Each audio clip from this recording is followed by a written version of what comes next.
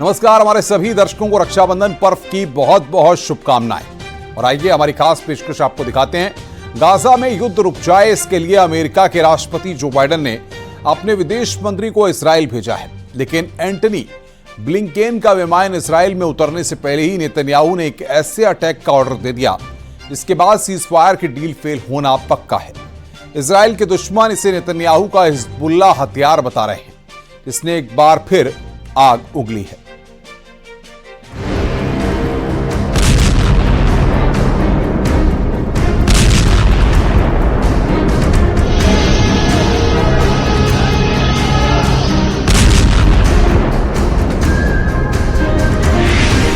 ये आग बता रही है कि सीज फायर नहीं होगा। ये आग बता रही है कि युद्ध और तेज होगा। ये आग बता रही है कि ना इजराइल मानेगा ना हमास। गाजा से शुरू हुआ युद्ध अब पूरे पश्चिम एशिया को इसी आग में जला डालेगा।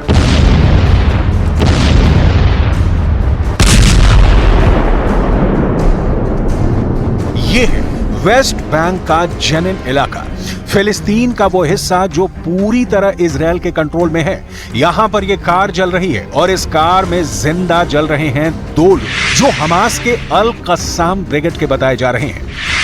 नेतन्याहू का मैसेज साफ है, सीज फायर नहीं, खुल्लम खुल्ला फायर करेगा इजराइल।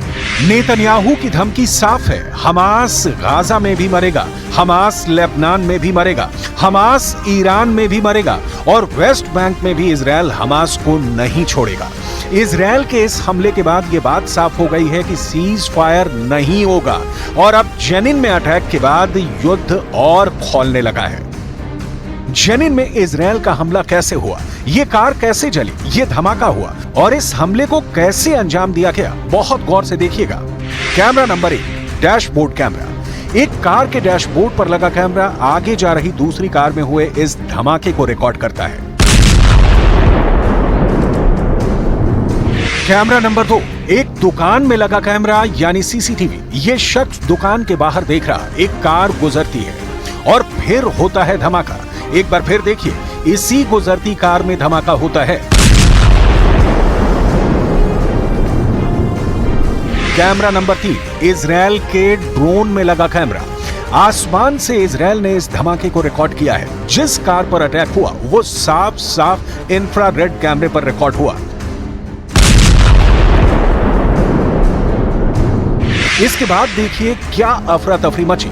इजराइल के इस हमले के बाद जैसे ही कार आग के लपटों में घिरी, आसपास के लोग इकट्ठा होने लगे। डर था कि दूसरा हमला भी ना हो, लेकिन शोलों में घिरी कार के जलते हुए लोगों को निकालने की हिम्मत किसी में नहीं दिखी। कार में बैठे थे 2 लोग, दोनों इजराइल के टारगेट पर थे। यह इत्तेफाक था कि दोनों एक साथ कार में बैठे थे। पहला टारगेट रफत महमूद दवासी, जो जेनिन में अल कस्साम का कमांडर था। दूसरा टारगेट अहमद वलीद अबू ओरा, ये अल कस्साम के बड़े चेहरों में से एक था। ये दोनों इजराइल के इस अटैक में मारे गए हैं। ये दोनों मौत वेस्ट बैंक के अंदर हमास को बहुत बड़ा झटका बताई जा रही है। इन दोनों मौतों के बाद सवाल उठ रहे हैं कि जिस सीज फायर की बात की जा रही है, क्या वो शुरू होने से पहले खत्म कर दिया गया है? गाजा में 40,000 लोगों की मौत देख चुके हमास ने कहा है कि ना इजराइल सीज फायर चाहता है और ना ही अमेरिका की नीयत सीज फायर को लेकर साफ है। गाजा में सीज फायर को लेकर क्या होगा, इस बारे में अमेरिका के राष्ट्रपति जो बाइडेन से भी सवाल किए गए। देखिए बाइडेन ने क्या कहा।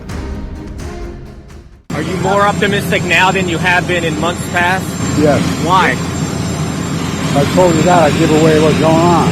When would the ceasefire begin if you can get a deal?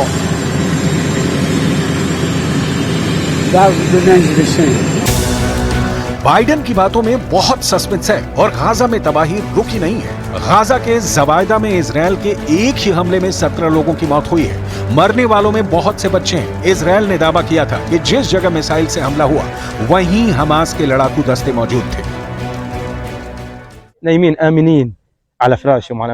They were asleep in their beds. There were kids and babies. Then 3 missiles targeted their place. The place is obvious and known. It's known that Abu Jawad is a fish and meat merchant. If they target merchants, what about other people? ये तस्वीरें भी बता रही हैं कि West Bank के हालात Gaza से कम नहीं है। जो ताजा तस्वीरें और वीडियो आ रहे हैं, यहाँ जो कोहराम मचा है वो गाजा में तबाही वाले मीटर को तोड़ने जा रहा है। वेस्ट बैंक के अंदर इजराइल की सेना और फिलिस्तीनी गुटों के बीच जंग चल रही है। वेस्ट बैंक का जेनिन इलाका, यहाँ के हर गली और हर मोहल्ले में फिलिस्तीनी लड़ाकों और इजरायली सेना के बीच युद्ध चल रहा है। फिलिस्तीन के स्वास्थ्य मंत्रालय के मुताबिक 7 अक्टूबर के बाद से वेस्ट बैंक में इजरायल के हमलों में 633 फिलिस्तीनी लोगों की मौत हो चुकी है। इन 633 में से 147 तो बच्चे बताए जा रहे हैं जिनकी उम्र 18 वर्ष से कम है, जबकि वेस्ट बैंक के अंदर इजरायल के हमलों में 5,500 लोग जख्मी हो चुके हैं। ये ऐसे आंकड़े हैं जो इजरायल के ऑपरेशन गाजा यानी नॉन स्टॉप बमबारी के बीच में छुप जाते हैं। गाजा की चीखों के बीच वेस्ट बैंक के मातम की आवाज दब चुकी है। सवाल है कि क्या ये आग रुक जाएगी या और ज्यादा बढ़ेगी। एक तरफ है फिलिस्तीन के वेस्ट बैंक में लगी आग और दूसरी तरफ की आग देखिए, ये है इजरायल की राजधानी तेल अवीव। वेस्ट बैंक में जिस आग ने सीज फायर की तमाम उम्मीदों को खत्म कर दिया है, तेल अवीव में वही आग नेतन्याहू के विरोध में जलाई जा रही है ताकि इजरायल की सरकार हमास के साथ बातचीत करे और 120 बंधकों को जल्दी से जल्दी रिहा करवाए। लेकिन क्या अब ये इतना आसान होगा? Almost a year and it's crazy, and I'm saying that Ofer and the other 114 hostages are paying a political price because they could have come already with the deal so long time ago. So many people could have come alive instead of they're gonna come bodies dead, and it's a shame. And the blood will be on the Netanyahu and all the government. तेल अवीव में जुटे लोगों के हाथों में उन लोगों की तस्वीरें रहती हैं जो अब भी हमास के कब्जे में हैं। ये लोग उनकी फौरन रिहाई चाहते हैं, जो सीज फायर के बाद ही मुमकिन है। लेकिन युद्ध लंबा खिंचेगा तो सीज फायर ही होगा, ये बात पक्की है। אני שומע את הצמרת הביטחונית שאומרת לנו שהחמאס מפורק. זה הזמן לעסקה.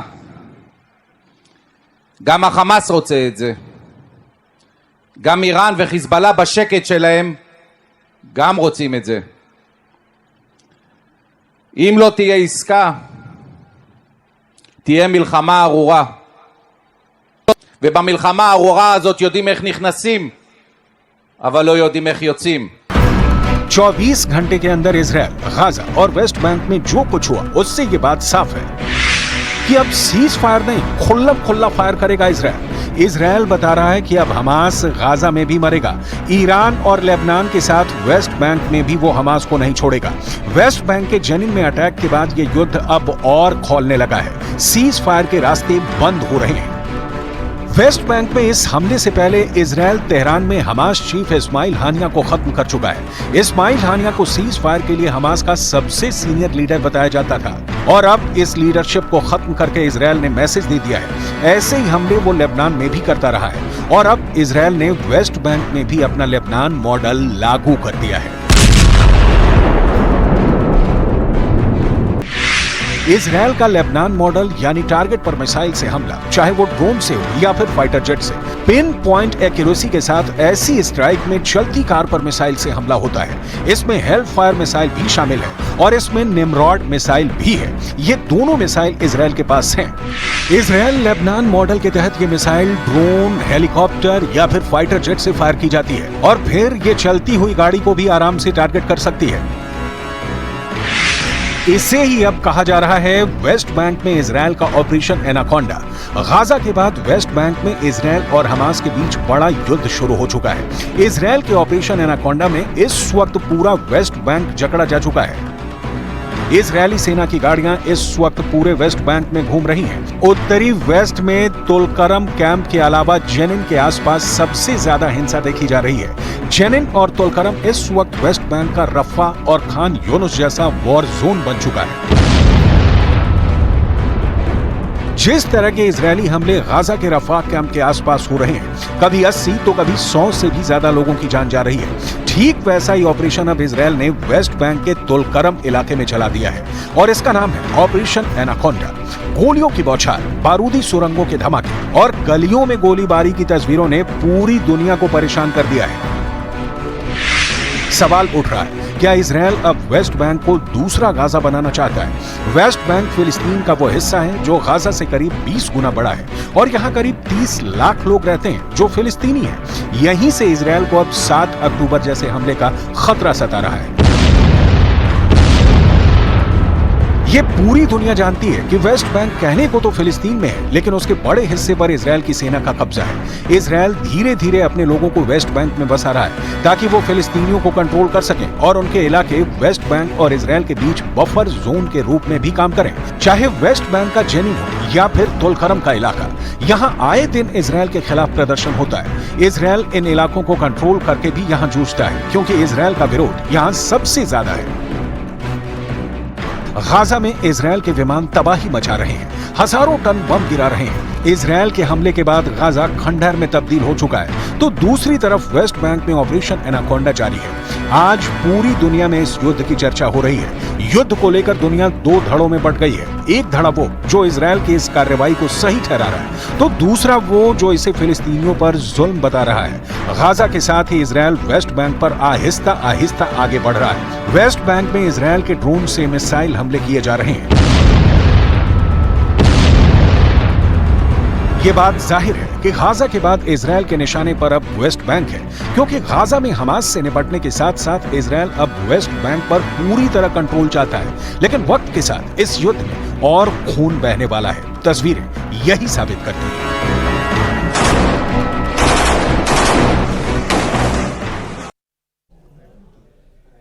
रुक रहे हैं यहां पर एक ब्रेक के लिए। खबरों का सिलसिला लगातार जारी है।